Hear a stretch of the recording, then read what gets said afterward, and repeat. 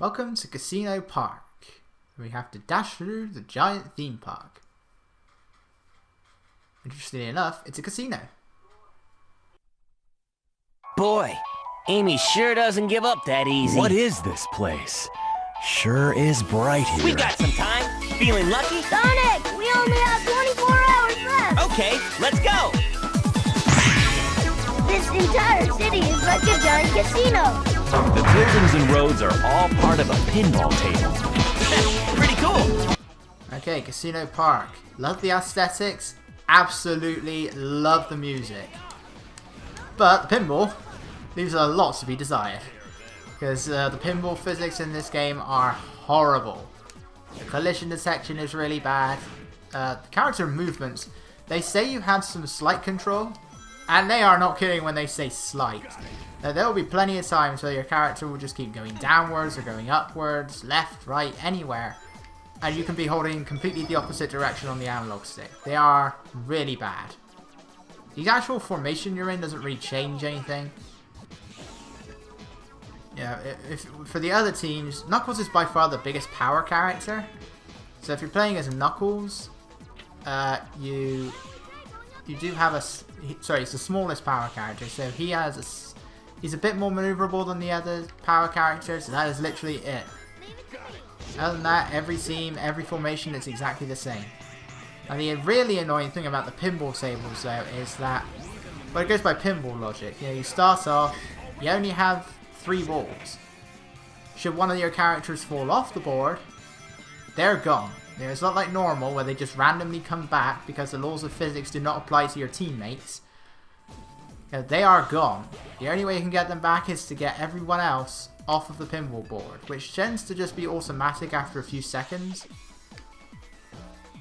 So now, before Sonic appeared there, if I switched back to Sonic, he would still be on the board. And should you lose all 3 characters, that's a death. Oh dear. Oh, thank you, Tails. The maximum number of rings you can get with a slot machine is 200 rings, but the number is tripled when there are 3 balls in the machine. So if you're able to get either 3 lucky 7s or 3 formation symbols, then you can get up to 600 rings, depending on the characters. Oh look, it's a gold Cameron! Team Blast away! Sonic can still damage enemies while he's doing this. And I think because we're close enough, we also got the enemy that's on the other side of the door. Yeah. Then you can tell, as you can see there, we had 1,000 points. Hey! Can I still pick it up? That should float back down. Hey, where's Tails? Tails? Where's Tails go? I'm not even on the pinball table. Oh, he's inside. That's what these guys do. They're called Claggins. They can capture an enemy.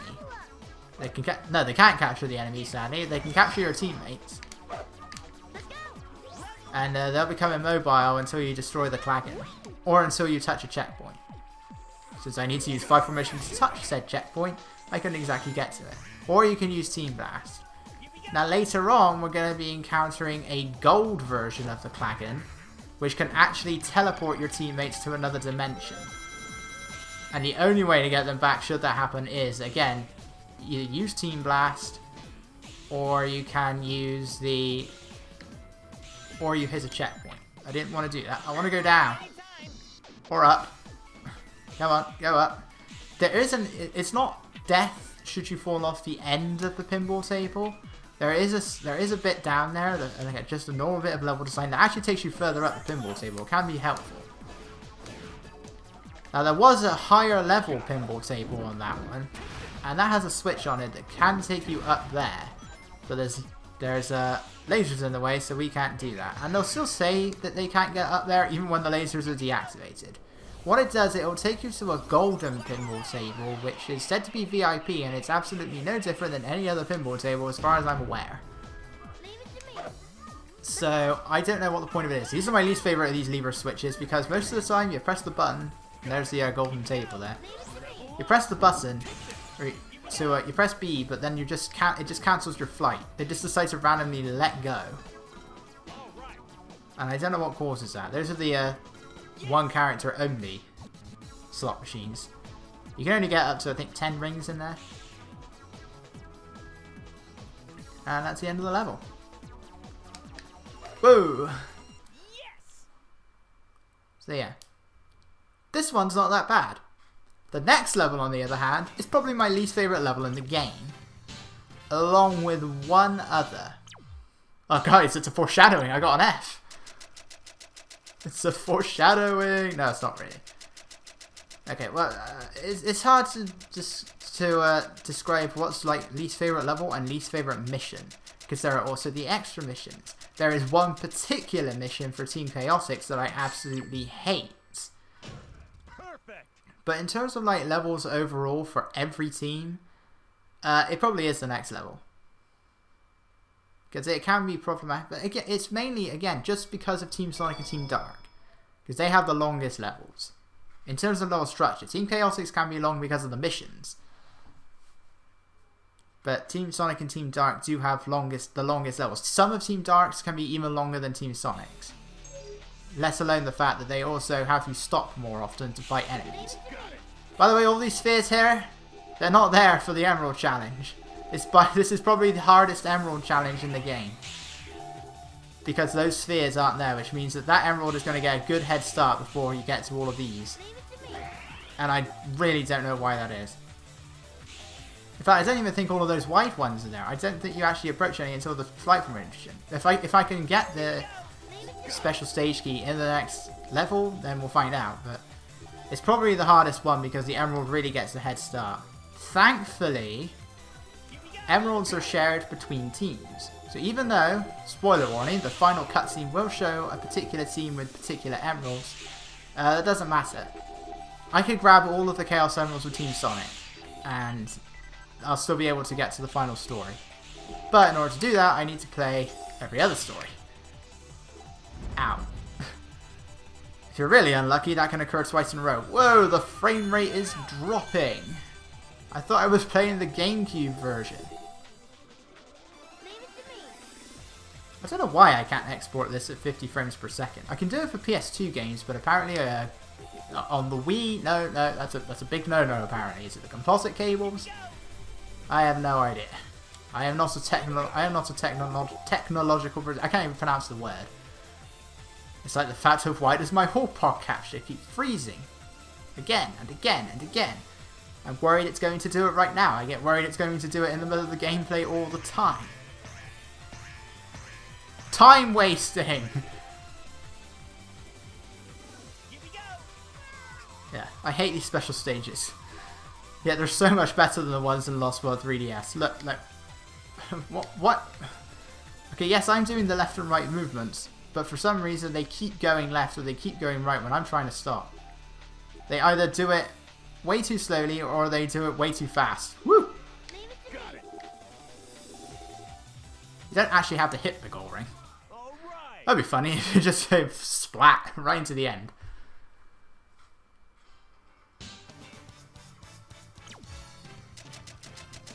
So yeah, that was easy enough. The Emerald Challenge is not, and sadly, neither is the A rank on the following level. And, as you would probably expect, the difficult part of Bingo Highway is the end of the level. It's a pain for Team Sonic, it's a pain for Team Dark. So, if at any point it has just looked like that I may have done a transition, then that's probably because I spent too long at the end of the level, which cost me my A rank time. If not, well then this sentence makes absolutely no sense. It's not so bad for Team Sonic, but for Team Dark, it's a real pain because they add extra bumpers. And even then, it's a particular problem for Team Sonic for the time attack. You know, I still pretty much have to do a time attack here to get the A rank. It's not as bad, and there are a number of levels in Sonic Heroes where you can actually get the A rank off of enemy score alone. You know, from your in-game score, which is why I actually recommend that you go under these robot searchlights, because they'll call in more enemies, and that in turn is more points. And if you're able to defeat a number of enemies consecutively, then you can get bonus points. Like that 800 I got there, that's because I defeated 3 enemies consecutively. It's 400 for 2, 3 will get you 800, 4 will get you 1,000, and 5 will get you 2,000. You can't go any higher than that, so if you do come across a bunch of enemies, try and take out 5 and then leave another 2 until the thing is gone. And then you can get a few more points. Anyway, Bingo Highway has bingo on these specialized tables. And you have to try and light up a row using the numbers. Unfortunately, on every table, the numbers are laid out in a way that makes getting all of the numbers impossible without multiple tries.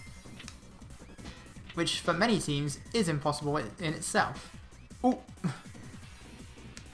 Unless that happens, you can't fail this table. There's a small little half pipe down there that has a spring at the end that will launch you back up. Team Sonic actually have the hardest time getting off of that table because there's an extra set of flippers for every other team that's not there for Team Sonic, and that's the gold Clagon. Don't get caught by them. It's not instant, but you only have a few seconds.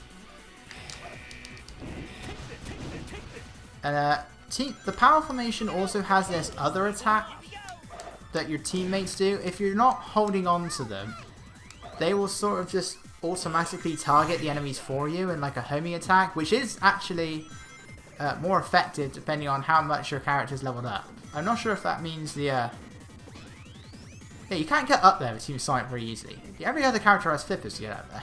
I don't know how you do it for Team Chaos, for Team Sonic. But yeah, that's called also homing. I'm not sure if it depends on the power formations level or the speed formations level. I'm guessing it's power. It's going to take too long there. He was armoured. Only Knuckles can attack them. And he has electricity, which instantly hurts your teammates. When your teammates are down like that, you can call them back by performing the triangle dive. Otherwise, you won't be able to use them. I'm not sure if that was intentional or not. And one thing I really wish you could do in this game is switch formations in mid-air. Because there are actually some areas in this game where you can get permanently stuck if you don't switch to power formation above a fan. And that is really bad design.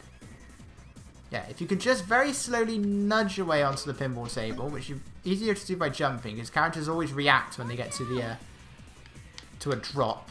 So you don't fall down there. Characters will react when they go into a drop. And that's why you sort of have to jump down. But now, if I was to fall off, the tails clearly fell down, but Knuckles should still be up there. Because your teammates are guaranteed to fall down. One will usually last longer than the other, but they are pretty much... okay, they are pretty much guaranteed to fall down. Problem is, doing that wastes time, because you've now got to go through the entire pinball table again. Now what I'm doing here, I'm saying this 6 levels in, but what that is called is the triangle jump. Now that happens, Amy's the only one that can't do that. Every other speed character can do that. That is a door, but you need a switch, and I always forget where the switch is, and it's different for each team. Yeah, I think it's down there somewhere. There is a lower level to that. And that allows you to homing attack between walls. You have about 2 seconds before you fall down, but SBO can stay on there permanently. If you want to get off faster, you can just hit the B button. By the way, if at any point I say the square button, I'm sorry, but... no, that's still worse if you're playing PS2. It's because that's the version I have the most experience with. Unfortunately. It's not terrible, but this is so much better. And one thing I do appreciate Shadow the Hedgehog for doing, and that is the one and only time you'll ever hear me praise that game. But one thing that it does do is actually Shadow can stay on the walls and actually run along it for a little bit after performing the triangle jump. It's kind of like an early version of Sonic Lost World's parkour feature, which is pretty cool. And now we have about 10 seconds of going through a tube that you have to go through every single time you go back to the start of this table. This is my least favorite part of Bingo Highway, and that part right there that I was just against the wall, there's bumpers there for Team Dark, so it's even harder. This bingo table goes on for a long time. Hold left there. Just don't hold left too much. Watch out here. Usually I get bounced to the side. I don't know why, because there's nothing there. But that normally happens. Which I'm not going to complain about. These things... Sonic.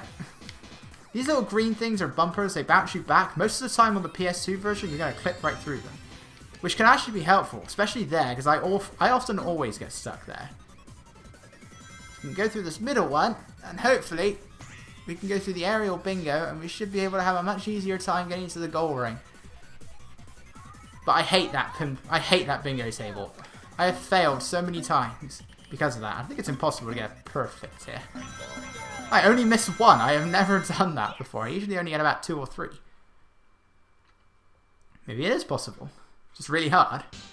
And it takes you straight to the goal ring. If you do land on the table, or should you take one of the other pathways, that you can't die on that table. Just don't you don't do anything. Just let go of the analog stick. The characters will keep falling down. The spring will launch you up, and it will just keep launching you into the colourful bumper things. And that will turn it yellow. Then it will turn red. And on your 3rd time, it'll just take you straight up to the goal ring. So just don't do anything should you land on that table. By the way, at the beginning of Casino Park, Tails said we had 24 hours. I thought we had 3 days. We either spent a whole day in Seaside Hill and Grand Metropolis, or it took Sonic a day to get, or it took Tails a day to reach Sonic. And that canyon area never does become an actual level. We saw it go through a canyon, but not there. See, look, why does it take that long to get to all of these spheres? Where are all the spheres at the beginning? No other special stage does that. And that's why this one is so hard. Because the Emerald gets such a head start. And there's a lot more spike balls. That's probably the fastest I've ever gotten that Chaos Emerald. That's probably the hardest one, along with the last one. You know, that makes sense, but that one is hard. Can I get all the Chaos Emeralds with Team Sonic? I doubt it, but we have 4 tries. And you can still get them with the extra missions. If you are having a hard time, just use Team Rose, because they have the shortest stages. I don't think there's any difference in characters for teams or special stages. Eggman! Why not have some fun while you can?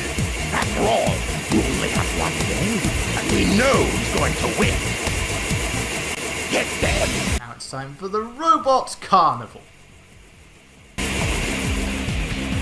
Come on, Eggman! Wanna play? I'll take care of him myself. Got it! Go! Okay, so now we have our 3rd type of boss. Robot Carnival is an enemy rush. And these can be the longest of all of the boss fights. It works in a pattern. You have an Eggman machine, then you have a team battle, and then there'll be an enemy rush. That is the overall structure. There is usually a balloon there, but now we can show off light attack. Unfortunately, it can take a while. You don't need to worry about when the thing goes out, just as long as you actually perform the light attack whilst the gauge is still going down. No matter how strong the enemy is, that will take him out in 1 hit. You can use it in Thunder... Whoops. You can use it in flight formation as well, with Thundershoot, which generally sends them right up in the air and then they never land. So it's pointless, and it's even more unresponsive for Fire Dunk. So I don't know why they bothered. So this is how effective Thundershoot can be. But you have to get it to level 2 in order to do that. It can even destroy the stone shields. Those are the only shields it can destroy though, because enemies will later on start getting... well, we've seen some already. There are those with metal shields, which can be taken out with just 1 power formation punch. Or instantly with a Fire Dunk. That gets rid of the robots as well. It's very tempting to use Team Blast there, but don't! You wait. And you use Team Blast here because Jesus Christ. Team Dark will have even more go of robots there. Ugh. That part's horrible. Team Chaotix have such an easy time because of their Team Blast. Ah! That's never happened. See, that's what I mean. That's the Thundershoot thing. It didn't target anything. One problem with that though is that it prevents you from using the tornado jump. Yeah, when you're punching, you can sometimes go through those things. and there's no way of cancelling it. Team Dark is the only one you can cancel. This guy has pop-up issues, but if you can destroy this one, the gold one, he's known as the Egg Knight, destroys all of them. And that's the last one. Don't get too excited, boys. Those were the easy. Why are you talking through your teeth? By the way, he says that for every team. Team Rose is mostly girls, but he still says that.